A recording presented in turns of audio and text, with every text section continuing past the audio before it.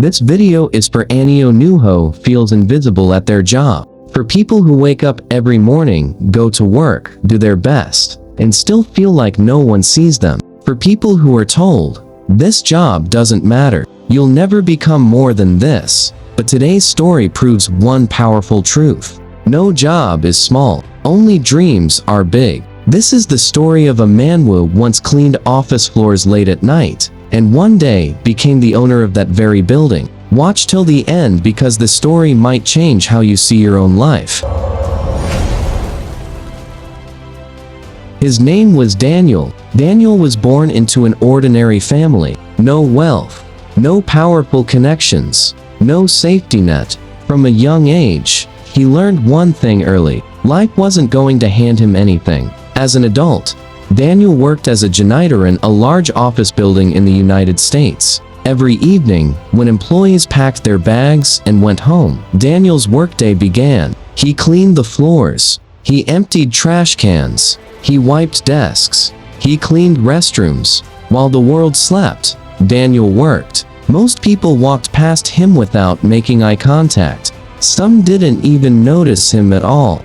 To them, he was just part of the building. But Daniel was paying attention. He noticed how people talked in meetings. He noticed how managers made decisions. He noticed what problems the company had and how those problems were discussed. While others saw a janitor, Daniel saw an education. Every night, that office became his classroom. After long shifts, his body ached. His hands were tired. His back hurt. Some nights, as he sat alone on the bus ride home, he asked himself a painful question. Is this all my life will ever be? He watched his friends move ahead in life. Better jobs, better pay, better lives. Meanwhile, he was still cleaning floors. People told him to be realistic. This is stable work. Don't dream too big, know your place. Those words hurt. There were moments when Daniel felt embarrassed. Moments when he felt small. But deep inside, he held on to one quiet belief.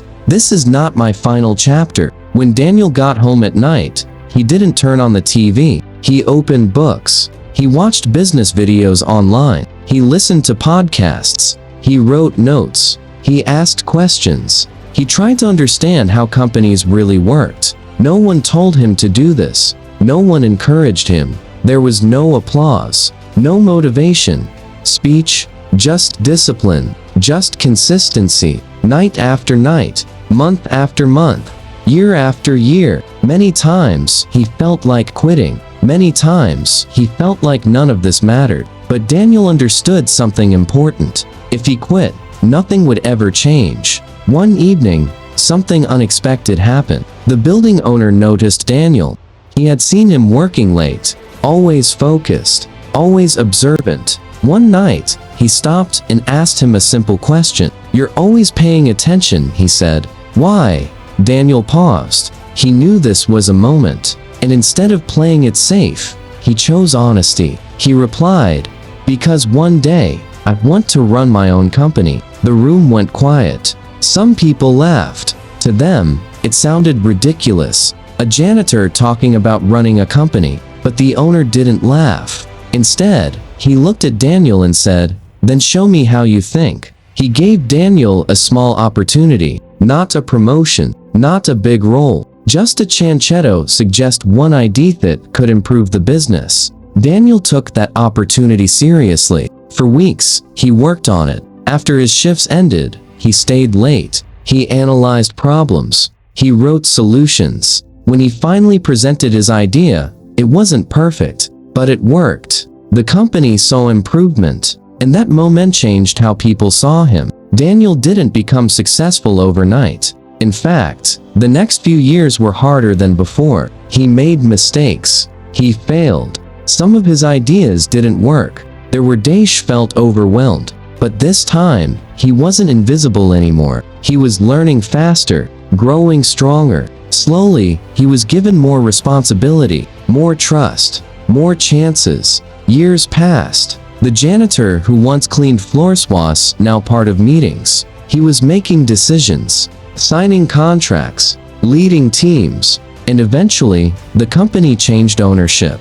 When that happened, Daniel became the owner. The same building he once cleaned at night now carried his name. In an interview years later, Daniel was asked a question: "What made the difference?" He smiled and said something simple: "I wasn't lucky. I was patient." He didn't win because he started big. He won because he refused to quit when quitting was the easiest option. If you're struggling right now, don't be ashamed of where you are. Every great story starts somewhere small. Your job is not your destiny. Your beginning is not your ending. If you keep learning, if you keep showing up, if you keep believing, life will eventually meet you halfway. If this story inspired you, subscribe to the channel and stay with us. More real motivational stories are coming soon. Don't quit. Your story is still being written.